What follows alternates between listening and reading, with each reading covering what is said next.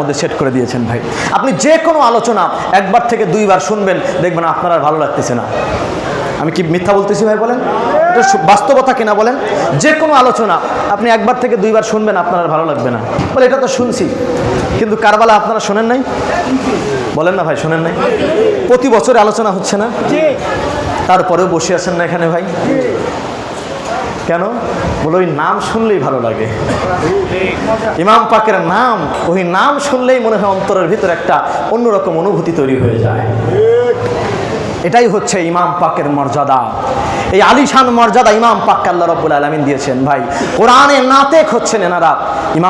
ইমামে আলী মাকাম ইমাম হুসেন আলাইহিস সালাম যখন হযরতে আলী আসগর আলাইহিস সালামকে নিয়ে কারবালার জমিনে উনি যখন পদার্পণ করছিলেন, যাচ্ছিলেন, হযরতে আলী প্রচণ্ড রৌদ্রের তাপ, ইমাম আলী মাকাম হযরত আলী আসগর আলাইহিস সালামকে একটি কাপড় দিয়ে ঢেকে ঘোড়ার উপরে উনি এইভাবে বুকের সাথে লাগায় নিয়ে উনি যখন ঘোড়া দাবড়ায়া কারবালার জমিনের দিকে যাচ্ছেন, তখন কারবালার ওই ময়দানে যত এজিদি লস্কর ছিল লানাতুল্লাহি আলাই, প্রত্যেকটা লস্কর তখন দূর থেকে যখন দেখতেছিল যে ইমাম আলী মাকাম ঘোড়া দাবড়ায়া বুকের মধ্যে কাপড় দিয়ে কিছু একটা পেঁচায়া যখন নিয়ে আসতেছে, যখন এটা দেখতেছিল, তখন প্রত্যেকটা এজিদি সৈন্য ধারণা করেছিল যে ইমাম হুসাইন আলাইহিস সালাম আমাদের মাঝে কোরআন নিয়ে আসতেছেন, আমাদের সাথে